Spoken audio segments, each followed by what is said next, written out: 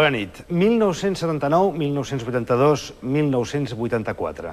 La història de Amityville es divideix en 3 pel·lícules i 3 directors, 3 repartiments, 3 conceptes diferents de producció i la mateixa casa posseïda i diabòlica on diverses famílies tenen que enfrontar-se a aparicions, crits, sorolls, fàstics, mals olors, el dimoni, en definitiva. El que veurem avui és la segona, és a dir, el pernil entre pa i pa. És una pel·lícula produïda per Dino De Laurentiis, titulada Amityville, en realitat 2, Amityville, la possessió. La primera va ser un gran èxit comercial. La va dirigir Stuart Rosenberg i en aquell film James Brolin, actual company de Barbra Streisand, arribava a la casa on en el passat havien succeït coses absolutament inexplicables. La d'avui, que és la seqüela, en realitat és la preqüela, perquè el que ens expliquen és què va passar en el passat quan aquell nen va acabar amb tota la seva família, pares, germans i etc. Ara tindrem un capellà interpretat per Olson, James Olson, l'actor del Rachel de Paul Newman, Rutania Alda i el cunyat de Rocky, Burt Young, enfrontats a aquests dimonis o esperits que ha reciclat un escriptor amb moltes piruetes per aconseguir un excés d'escenes gore. És curiós trobar com a director d'aquest film, i això és, diguem, una consigna donada pel productor, que era amic seu, Dino De Laurentiis, trobar Damiano Damiani, l'home que havia fet L'Illa d'Artur i havia fet també El giorno de la Civetta. També director de la televisió de La Piobra. És seriós a vegades fins que comença a dedicar-se a la producció trash internacional.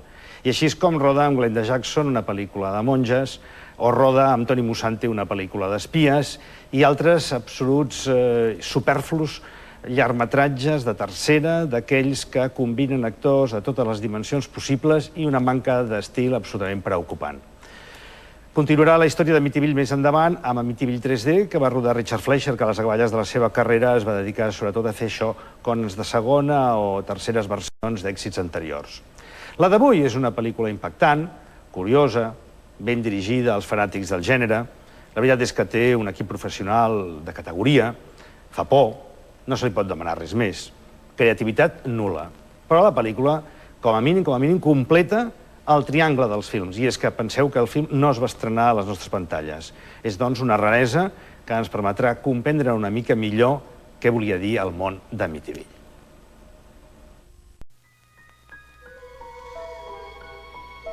The night of February 5th, 1976, George and Kathleen Lutz and their 3 children fled their home in Amityville, New York, and never returned. For them, the horror was over. Their living nightmare shocked audiences around the world in the Amityville Horror. But before them, another family lived in this house and were caught by the original evil. The Lutzes escaped with their lives, but the previous owners weren't so lucky.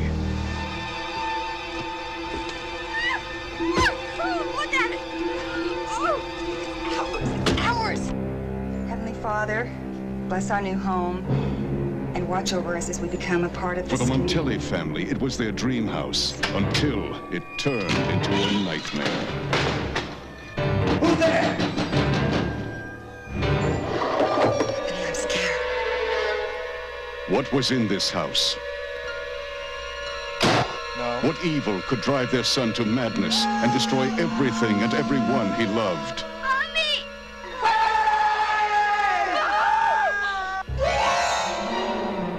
Now, Amityville 2, The Possession.